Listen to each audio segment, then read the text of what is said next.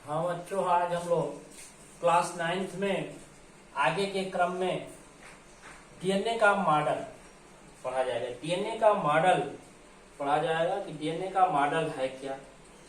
तो डीएनए का प्रतिरूप बच्चों डबल हेलिकल स्ट्रक्चर द्विसूत्री संरचना होती है, सब लोग जानते हैं। ये मॉडल में एक सूत्र 3 प्राइम 5 प्राइम तो उसके एंटी दूसरा 5 प्राइम 3 प्राइम, दोनों सूत्र एक दूसरे में लिपटे रहते हैं। एक दूसरे में देख रहे हैं, फिगर में लिपटे रह रहे हैं।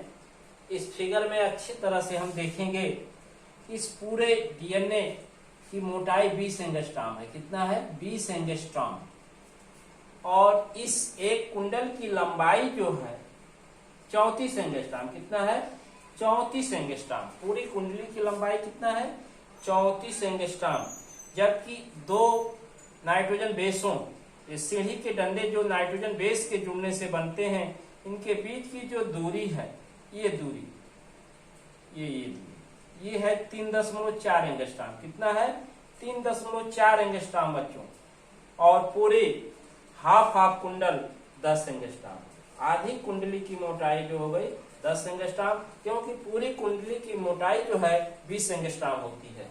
इसी डीएनए मॉडल, इसी प्रतिरूप को वाटसन और क्रिक ने दिया था, इसलिए उनके नाम पर ही हम वाटसन और क्रिक का मॉडल कहते हैं। तो चलते हैं डीएनए का Watson and Crick model.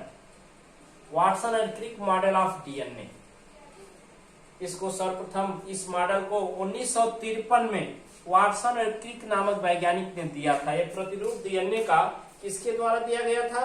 Watson और क्रिक के द्वारा। कब दिया गया था? तो 1953 ईस्वी में दिया था। और इस कार्य के लिए जो है उन्हें 1962 ईस्वी में नोबेल पुरस्कार मिला। नोबेल पुरस्कार से सम्मानित किया गया। ये मॉडल प्रतिरूप देने के लिए उनको पुरस्कार जो मिला, नोबेल पुरस्कार था। और पुरस्कार कब मिला? तो 1962 ईस्वी में दिया गया। बच्चों, डीएनए जो होती है फॉर्म बाय पॉलीन्यूक्लियोटाइड चेन। ये पॉलीन्यूक्लियोटाइड चेन, न्यूक्लियोटाइड आपको बताया गया है, पॉलीन्यूक्लियोटाइड चेन से बनी होती है। पॉलीन्यूक्लियोटाइड श्रृंखला से बनी होती है। और प्रत्येक न्यूक्लियोटाइड में शुगर, यस जो है शुगर है, बी जो है बेस है, और पी जो है फॉस्फेट है। तो यस जो है sugar, deoxyribose sugar, pentose sugar, और बेस में नाइट्रोजन बेस, प्यूरिन्स और pyrimidines, adenine, guanine, cytosine, thymine इत्यादि है। और पी फॉस्फेट या फॉस्फोरिक एसिड, तीनों के मिलने से न्यूक्लियोटाइड बने होते हैं, या न्यूक्लियोटाइड में शुगर बेस फॉस्फेट पाए जाते हैं। प्रत्येक पॉलीन्यूक्लियोटाइड चेन में 2 आर्म्स होती हैं, 2 भुजाएं होती हैं। एक भुजा 5 प्राइम 3 प्राइम, तो दूसरी जो होती है 3 प्राइम 5 प्राइम। वही जो आपको कहा गया, एक भुजा 5 प्राइम 3 प्राइम, तो दूसरी 3 प्राइम और 5 प्राइम होती है। और दोनों भुजाएं बच्चों एक दूसरे के पैरेलल एंटी होती हैं। क्या होती है? एंटी, विपरीत होती हैं, एक दूसरे के पूरक होती हैं। इसको एंटी पैरेलल बोला जा रहा है। नाइट्रोजन बेस, जो नाइट्रोजन बेस होते हैं वो किस बंध द्वारा जुड़ते हैं? तो हाइड्रोजन बंध द्वारा। नाइट्रोजन बेस एक दूसरे से, एनिन ग्वानिन से, ग्वानिन साइटोसिन थाइमिन, ये सब आपस में किससे जुड़ते हैं? हाइड्रोजन बंधों द्वारा जुड़ते हैं, हाइड्रोजन बॉन्ड्स। जैसे ये एडेनिन जो होती है थाइमिन से जुड़ती है, थाइमिन एडेनिन से जुड़ती है, साइटोसिन ग्वानिन से जुड़ती है, और ग्वानिन साइटोसिन से जुड़ती है। लेकिन कंडीशन ये है, प्रतिबंध है इसमें, कि एडेनिन थाइमिन से 2 हाइड्रोजन बंधों द्वारा, कितने हाइड्रोजन बंधों द्वारा? 2 हाइड्रोजन बंधों द्वारा जुड़ते हैं। जबकि थाइमिन एडेनिन से भी 2 हाइड्रोजन बंध द्वारा, लेकिन एक ग्वानिन साइटोसिन से या साइटोसिन ग्वानिन से 3 हाइड्रोजन बंधों द्वारा। तो बच्चों ये याद रखेंगे कि एडेनिन जो है थाइमिन से और ग्वानिन साइटोसिन से 3 हाइड्रोजन बंधों द्वारा जुड़ती है। डीएनए में प्यूरिन्स जो होते हैं और पिरिमिडिन्स, प्यूरिन्स और पिरिमिडिन्स दोनों जो बेस होते हैं इनका योग बराबर होता है। जैसे एडेनिन और ग्वानिन है, एडेनिन प्यूरिन्स है और पिरिमिडिन्स है, तो प्यूरिन, एडेनिन और ग्वानिन का जो योग होता है वो थायमिन और साइटोसिन का योग, दोनों योग आपस में बराबर होता है, क्योंकि दोनों थ्रेड में एक तरफ प्यूरिन्स होती है तो एक तरफ पिरिमिडिन्स होती है। बच्चों, बोथ न्यूक्लियोटाइड डिस्टेंस, दोनों न्यूक्लियोटाइडों के बीच की दूरी, ये न्यूक्लियोटाइड है, इनके बीच की दूरी 3.4 एंगस्ट्रॉम तथा एक क्वाइल जो कुंडली है यहां से यहां तक देख रहे हैं, ईच क्वाइल स्ट्रक्चर हैविंग, जो प्रत्येक कुंडल की जो लंबाई होती है 34 एंगस्ट्रॉम, ये देख रहे हैं 34 एंगस्ट्रॉम, और ईच चेन क्वाइल स्ट्रक्चर में 10 न्यूक्लियोटाइड होते हैं, जबकि इसकी पूरी मोटाई 20 एंगस्ट्रॉम है। कितनी है? डीएनए अणु की चौड़ाई जो होती है 20 एंगस्ट्रॉम होती है। ये इसी मॉडल को वाटसन और क्रिक नामक वैज्ञानिक ने दिया था, बहुत ही महत्वपूर्ण कार्य किया था और इसके लिए उनको नोबेल पुरस्कार से सम्मानित किया गया। अब हम लोग पढ़ेंगे इंपॉर्टेंस ऑफ डीएनए, डीएनए का महत्व।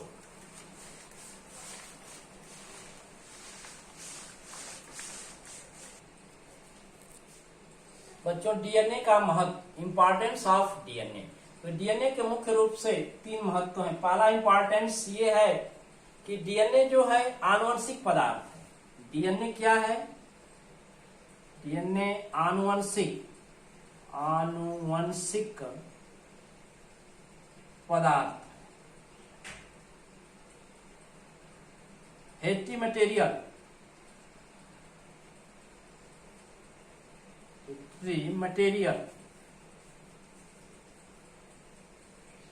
आनुवंशिक पदार्थ है। बच्चों, बताया गया कि ऐसे पदार्थ जो आनुवंशिक लक्षणों को उत्पन्न करते हैं वो आनुवंशिक पदार्थ होते हैं। तो डीएनए आनुवंशिक लक्षण को उत्पन्न करता है।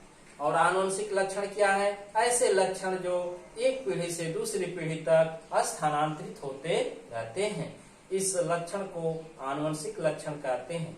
तो डीएनए एक प्रकार का आनुवंशिक लक्षण है, एक प्रकार का आनुवंशिक पदार्थ है जो आनुवंशिक लक्षण को उत्पन्न करता है। इसके द्वारा जो है पैतृक लक्षणों को बनाए रखता है और जीव की जैव प्रक्रियाओं को सुचारू रूप से संचालित करता है, उनके गुणों को स्थिर बनाए रखता है, पीढ़ी दर पीढ़ी स्थानांतरित करता है। दूसरा इसका है कि सभी क्रियाओं को नियंत्रित करता है। क्या करता है? सभी क्रियाओं को नियंत्रित करता है, जीव के अंदर होने वाली क्रियाओं को नियंत्रित करता है, कंट्रोल करता है, कंट्रोल लाइफ एक्टिविटी।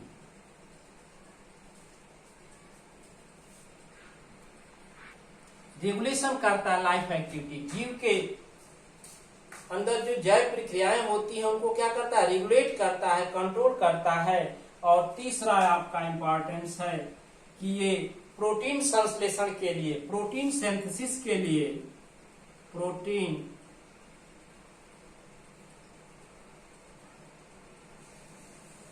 सिंथेसिस के लिए आरएनए का संश्लेषण करता है, आरएनए का संश्लेषण करता है, संश्लेषण करता है। तो बच्चों, ये 3 इंपॉर्टेंस है, 3 महत्व है डीएनए के, कि आनुवंशिक पदार्थ के रूप में, हेटी मटेरियल के रूप में आनुवंशिक लक्षणों को उत्पन्न करता है जो पीढ़ी दर पीढ़ी स्थानांतरित होते रहते हैं। दूसरा है कंट्रोल लाइफ एक्टिविटी, जीव के शरीर के अंदर होने वाली क्रियाओं का नियमन करता है, रेगुलेशन करता है, नियंत्रित करता है उनको। और तीसरा है कि प्रोटीन संश्लेषण के लिए, प्रोटीन सिंथेसिस के लिए यह आरएनए का संश्लेषण करता है। कौन? डीएनए। अब आगे के क्रम में हम लोग पढ़ेंगे आरएनए। बच्चों, दूसरा न्यूक्लिक अम्ल राइबो न्यूक्लिक एसिड, इसकी चर्चा आगे की जाएगी।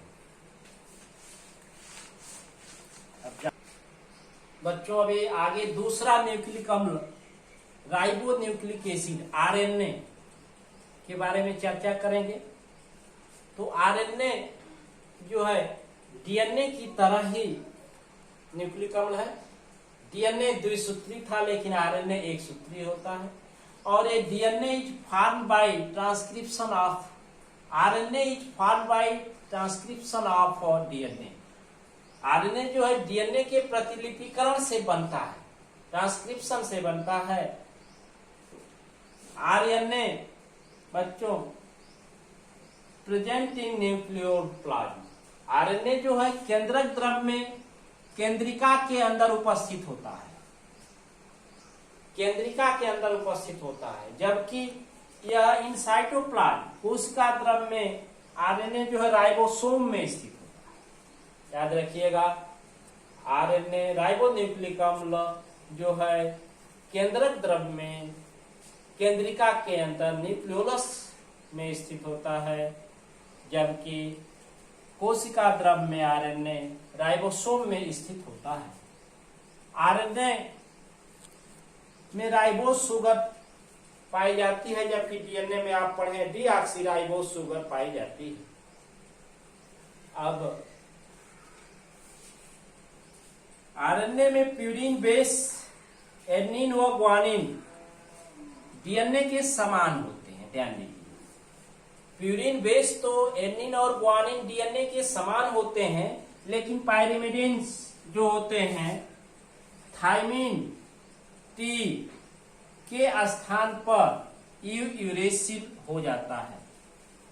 पायरिमिडिन में थायमिन टी के स्थान पर यूरेसिल हो जाता है। मुख्य अंतर है नाइट्रोजन बेस की दृष्टि से, डीएनए में थायमिन तो आरएनए में यूरेसिल नाइट्रोजन बेस। तो इस तरह से इस प्रकार से आरएनए कुल 3 प्रकार के होते हैं। कितने प्रकार के होते हैं? 3 प्रकार के आरएनए होते हैं।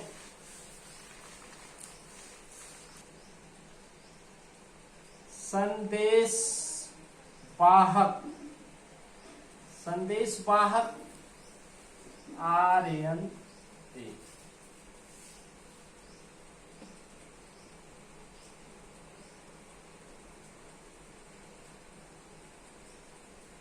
मैसेंजर आरएनए, इसको एम आरएनए के नाम से जानते हैं। एम आरएनए बच्चों, ये मैसेंजर आरएनए जो है एम आरएनए केंद्रक द्रव्य से निकलकर कोशा द्रव में आता है।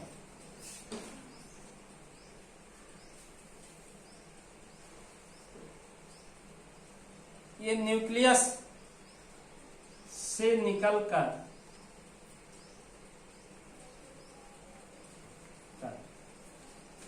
साइटोप्लाज्म कोशा द्रव में आता है। क्या करते हैं? प्रोटीन बनने की सूचना, प्रोटीन संश्लेषण की सूचना लेकर ये केंद्रक से निकलकर कोशा द्रव में आता है। केंद्रक से निकलकर कहाँ आता है? कोशिका द्रव में ये आता है और प्रोटीन संश्लेषण की सूचना देता है। दूसरा प्रकार है ट्रांसफर आरएनए। ट्रांसफर आरएनए स्थानांतरण, इसको स्थानांतरण आरएनए, इसको टीआरएनए से नोट करते हैं। टीआरएनए ये बच्चों जानते हैं कि प्रोटीन संश्लेषण की क्रिया अमीनो अम्ल के द्वारा अमीनो अम्ल के आपस में जुड़ने से होती है। यह कोशा द्रव में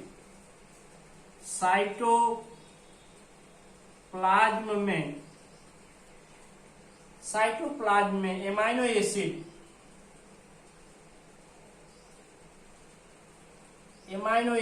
अमीनो अम्ल को एकत्रित करता है। कोशा द्रव में सभी प्रकार के अमीनो अम्ल को एकत्रित करता है और सभी अमीनो अम्ल एक दूसरे से जुड़कर पेप्टाइड बन, पॉलीपेप्टाइड बन एक जटिल संरचना बना लेते हैं और वह प्रोटीन होती है। जबकि तीसरा जो आरएनए होता है राइबोसोमल आरएनए, राइबोसोमल आरएनए, इसको आरआरएनए के नाम से जानते हैं। आरआरएनए के नाम से जाना जाता है। ये राइबोसोमल आरएनए क्या कहते हैं कि प्रोटीन संश्लेषण के समय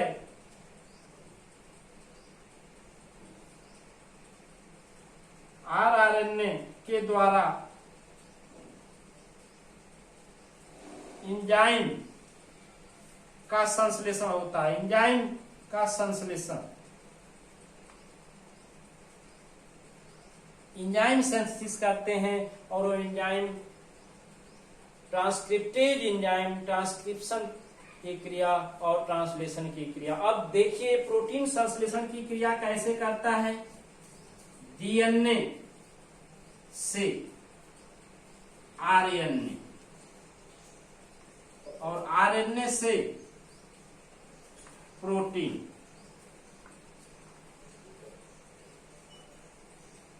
आरएनए से प्रोटीन बनती है। डीएनए से आरएनए बनने की क्रिया को ट्रांसक्रिप्शन कहते हैं, जबकि ये ट्रांसलेशन है। अनुलेखन और अनुवादन, इसको हिंदी में कहते हैं अनुलेखन, अनुलेखन, और इसको कहते हैं अनुवादन। अनुलेखन व अनुवादन अर्थात प्रोटीन संश्लेषण की क्रिया दो शीर्षकों के अंतर्गत होती है, ट्रांसक्रिप्शन और ट्रांसलेशन। अब फंक्शन ऑफ आरएनए, आरएनए का कार्य जो है, मुख्य कार्य है प्रोटीन संश्लेषण करना। आरएनए का मुख्य कार्य क्या है? प्रोटीन संश्लेषण करना। और प्रोटीन संश्लेषण की क्रिया दो शीर्षकों के अंतर्गत होती है, ट्रांसक्रिप्शन और ट्रांसलेशन।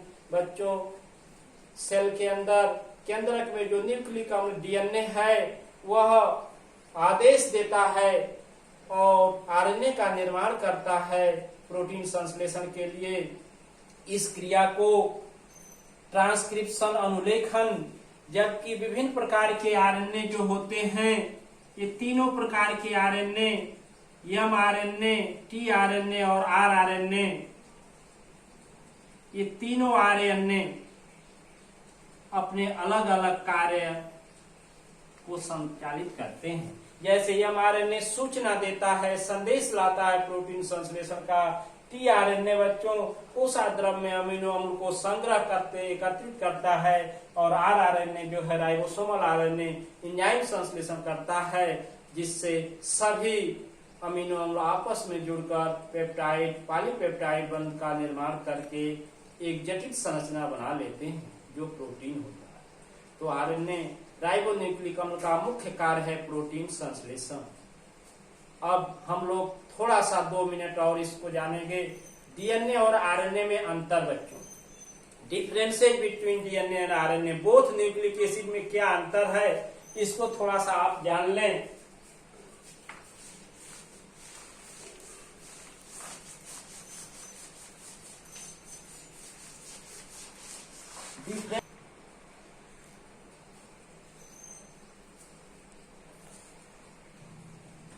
हाँ बच्चों, अब दोनों न्यूक्लिक अम्ल हम लोग पढ़ चुके हैं, डीएनए और आरएनए।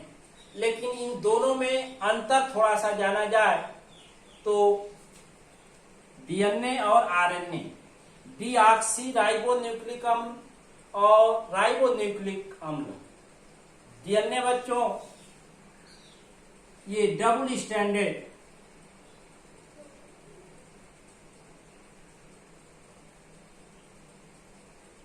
ये द्विसूत्री होता है, और आरएनए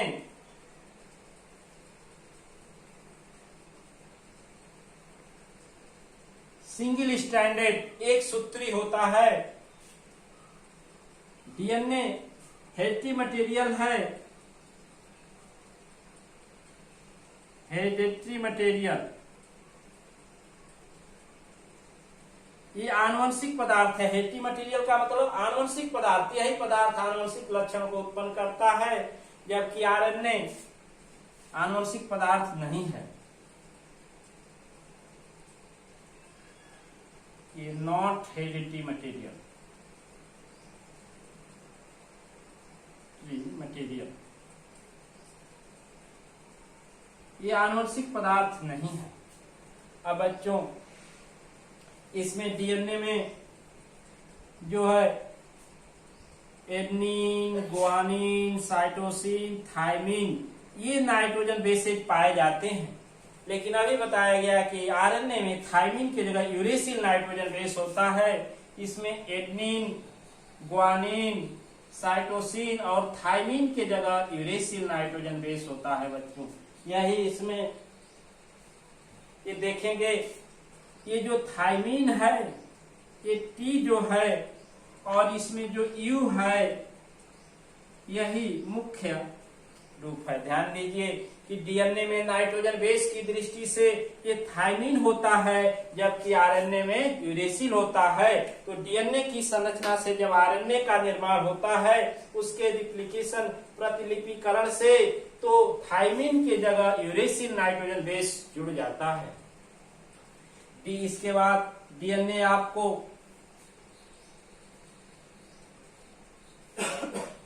सभी जीवधारियों की जैव प्रक्रियाओं को नियंत्रित करता है और ये प्रोटीन संश्लेषण में अप्रत्यक्ष रूप से भाग लेता है, जबकि आरएनए प्रोटीन संश्लेषण में प्रत्यक्ष रूप से भाग लेता है। प्रोटीन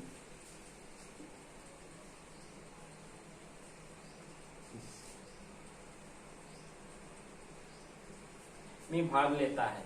तो ये आपको अंतर है।